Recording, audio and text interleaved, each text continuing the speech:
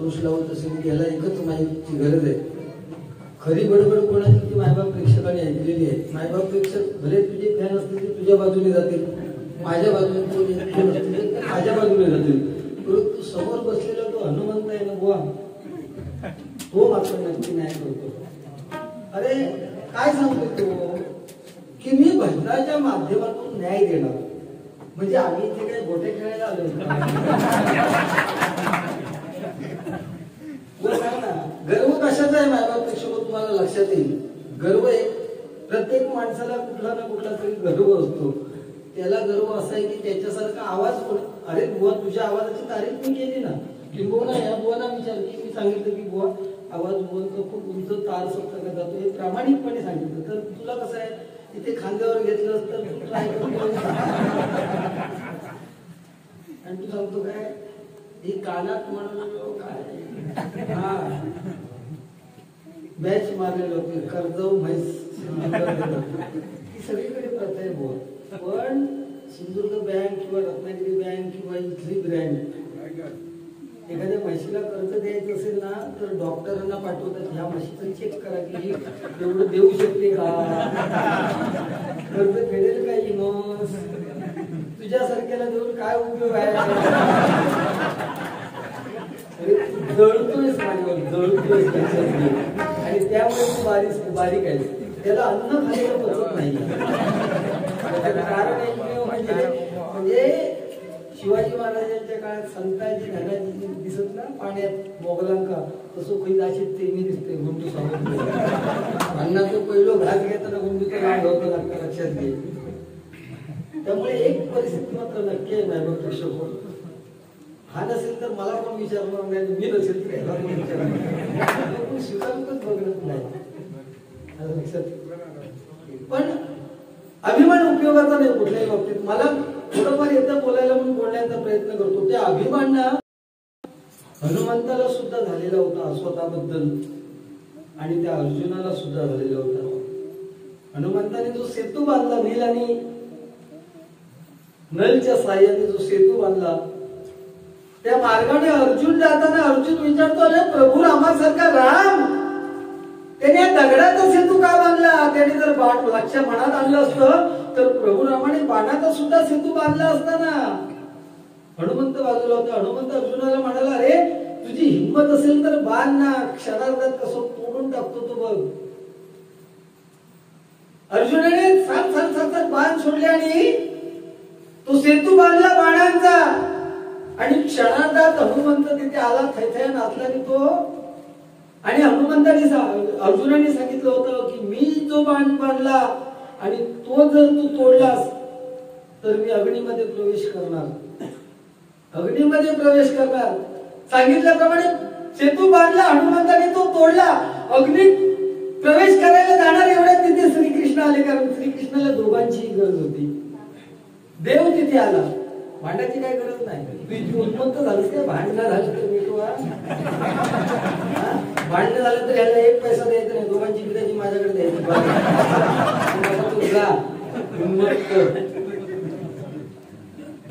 श्रीकृष्णाने सांगितलं अर्जुना कुठे निघाला तर म्हणाला मी अग्निकाष्ट करण्या निघालो. का तर म्हणाले की मी बांधलेला बाणांचा सेतू या हनुमंताने तोडलाय, पैज लावली आम्हाला, आम्ही पैज लावली आणि तो तोडलाय म्हणून मी अग्नीमध्ये प्रवेश करायला मिळालो. जरा थांब.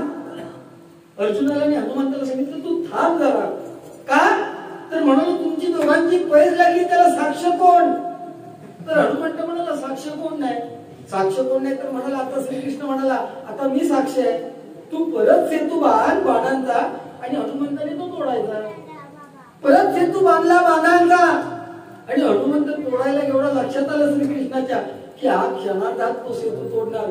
तेवढ्यात श्रीकृष्ण देवच तो त्याने सुदर्शन चक्र त्या सेतूच्या बांधाच्या खाली ठेवलं आणि हनुमंतात तो बाण तुटला नाही. म्हणून श्रीकृष्णाने सांगितलं आता एक काम कर, आता पुढे होणारं युद्ध आहे ना महाभारतात अर्जुनाच्या रथावरती जो ध्वज लावलेला आहे त्याच्यावरती बसण्याचं काम तुझं हनुमंताचं आहे. म्हणून हनुमंत त्या रथावरती शेंड्यावरती बसलेला आहे बुवा. आणि हे अध्यात्माचे विषय आहेत. आता तो विषय जळता कशा तो ते त्याच्यावर जळता ह्याच्यासाठी अभ्यास करावा लागतो ना बुवा. अभ्यास करायचं. तू सांगतो ना मला फक्त इथे मोठमोठे बुवा बसले त्यांच्याकडनं एक दोन गोष्टी ऐकायच्या. ह्या साध्या येड्या गवळ्याचं काम नाही आहे या. केवळ आवाज. अरे आवाज म्हणजे काय? ज्या दिवशी संदीप लोके बुवा देवगड लिंगाळा जन्माला आला हे फतेह अली खानला पाकिस्तानात समजलं, जागावर गेलो तो. आता म्हणून माझी जागा कोणतरी घेणार व्हा. फतेह अली खान जागेत गेलो. बोलता खूप येतो परंतु रुपवळ आहे, त्यामध्ये आपण किती बोलावं. तो पांडुरंग मायबाप प्रेक्षक विठेवरती उभा राहिला. आज कलियुग चालू आहे. सत्य, त्रेता, द्वापार आणि कली.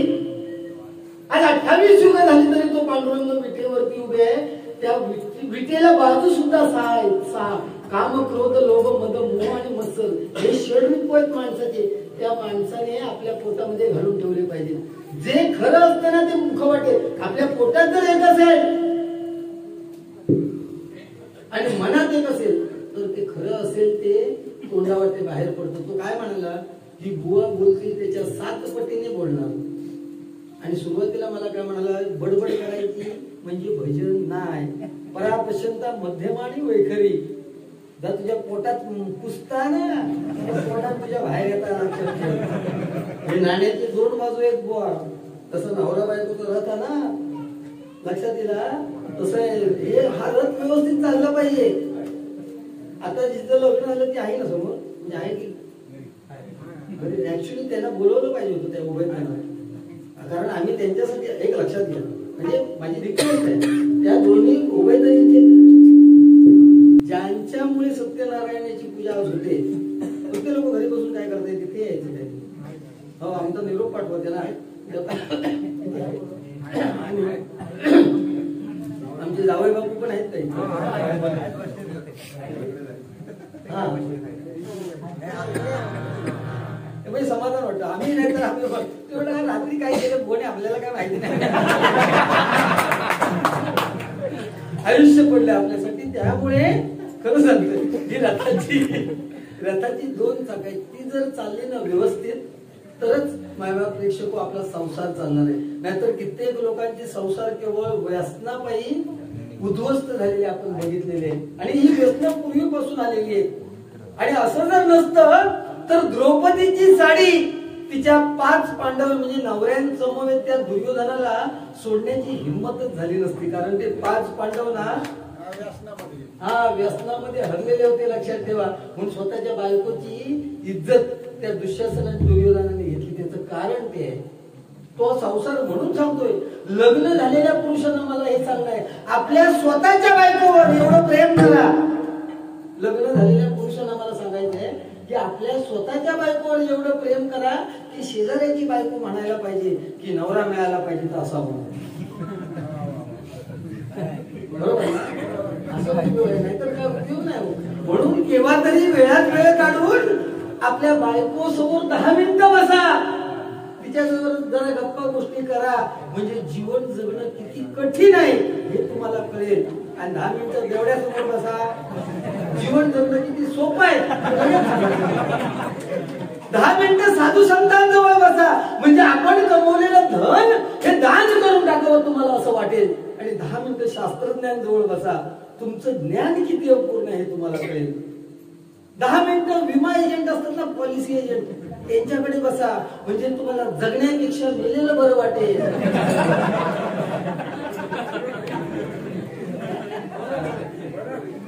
सत्य परिस्थिती सांगतो. हे जीवनाचे हे विषय. त्यामुळे हे तुम्हाला लक्षात. सत्य, त्रेता, द्वापार आणि कली. तो पांडुरंग मायबाप प्रेक्षक अजूनही विटेवर आहे का तर तो अजून वाट बघतोय आपल्या प्रिय भक्ताची, पुंडलिकाची. आणि पुंडलिक कुठे अडकलाय? आपल्या आई वडिलांची सेवा करण्यात अडकलाय. त्याने त्यावेळेस सेवा चालू केली ती आजवर इथे चालू आहे. म्हणून पांडुरंग अजून विठेवर आहे. तर ज्या दिवशी आई वडिलांची सेवा संपेल त्या दिवशी पांडुरंग आपल्याला विठेवर दिसणार नाही. लक्षात घ्या. म्हणून आई वडिलांची सेवा, ज्यांच्या उदरात आपण जन्म घेतलाय त्यांची सेवा पहिली मनोबळ. म्हणजे बुवाने सांगितलं मगाशी काय सुस्वागतम आणि कुत्र्यापासून सावध श्रीमंतांच्या घरावर. सत्य परिस्थिती आहे. आजची ही परिस्थिती. त्या हनुमंताकडे जा, त्या देवळात जा, कुठल्याही देवाकडे जा, त्या देवाजवळ काही मागू नका. आपण 10-20 रुपयाची केळी घेऊन जाणार आणि देवा सांगतो देवा मागा उद्या मटको लागा नाही, नाहीतर आणि काहीतरी उद्या कॉन्ट्रॅक्ट हे देवाकडे मागणं म्हणजे 10 रुपयाचं अगरबत्तीचं पुरं आणि मागणं किती कोटीमध्ये.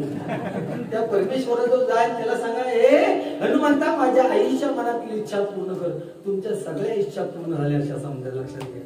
आणि ती आज कुठली आई मुलगा कसाही असो ती बाजूच घेणार, लक्षात घ्या. नवरा कसाही असो ती बाजूच घेणार, ते काही प्रॉब्लेम नाही. हा विषय आहे. त्यामुळे रुपवळ घेतोय मायबापेक्षा 100% आपल्या चेहऱ्यावर जे हसू येणार ते आमच्यासाठी फार महत्वाचं आहे, बरोबर.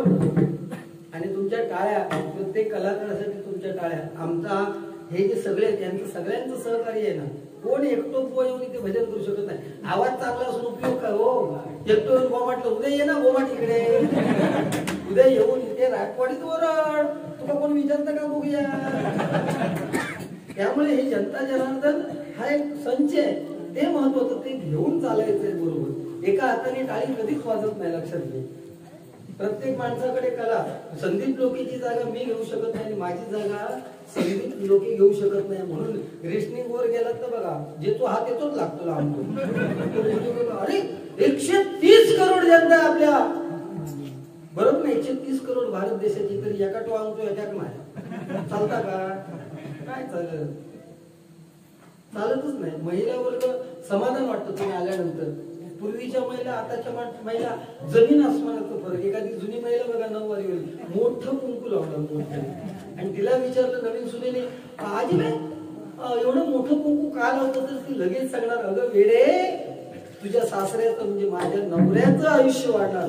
जेवढं मी मोठं कुंकू लावणार तेवढं माझ्या नवऱ्याचं आयुष्य वाढणार. आणि आता जशी टिकली तशी चोळी, तशी साडीली तसा चप्पल. आका बाय हा हनुमंत नेहमी कुठेही बघितला तो केशरी रंगाचा आहे. त्याला का केशरी रंगाचा असतो हनुमंत, बरोबर ना. त्याला कारणच ते, सीताबाई एक दिवशी आपल्या भांगामध्ये कुंकू केशर भरत होती. कुंकू मोठं. हनुमंत विचारतो हे सीते माते एवढं मोठं कुंकू काय लावते. अरे वेड्या, त्यामुळे तुझ्या परमेश्वराचं म्हणजे माझ्या नवऱ्याचं प्रभू रामाचं आयुष्य वाढणार आहे. हनुमंताने सांगितलं हे जर सत्य असेल माते तर दे तो कुंकुवाचा करंडा, शेंदुराचा करंडा, आणि संपूर्ण आपल्या सर्वांगावर होता. आणि तिथपासून हनुमंत हा केशरी रंगाचा झालाय मायबाप प्रेक्षक. म्हणजे केवढं प्रेम हनुमंताने जेवढं परमेश्वरावरती आपल्या परमेश्वर रामावर प्रेम केलं ना तेवढं कोणी करू शकत नाही. आणि एक सावतामाई ज्याने स्वतःची छाती पाडून पांडुरंग आपल्या छातीमध्ये लपवलं, लक्षात घ्या. एवढं प्रेम आपण नाही करू शकतो. आपण स्वतःच्या बायकोवर एवढं प्रेम करू शकत नाही. आणि त्याचा अनुभव या 1.5 वर्षात दिलेलो. 6 महिने घरात बाहेर ना भांडणं किती. 6 महिने दररोज उठून काय बघणार बायको, भांडणं दररोज भांडणं. याची काय टीप मारलं काय चाललं बाहेर, बरोबर ना. मग 6 महिन्यात सगळ्यांना अनुभवलं. कोरोनामध्ये सगळ्यांनी अनुभवलं की जीवन काय मृत्यू काय. एखाद्याचा मुलगा गेला असेल तर बाप त्याचं दर्शन घेऊ शकला नाही, आणि एखाद्याची आई गेली तर एकुलता एक सुद्धा मुलगा त्याचं दर्शन घेऊ शकला नाही, फक्त कॅमेऱ्यावर बघितलं. त्यावेळेस कळतं आपल्याला जीवन परमेश्वराने दिलं ते किती योग्य पद्धतीचे. लक्षात घ्या. आम्ही होते भाऊ हॅलो हॅलो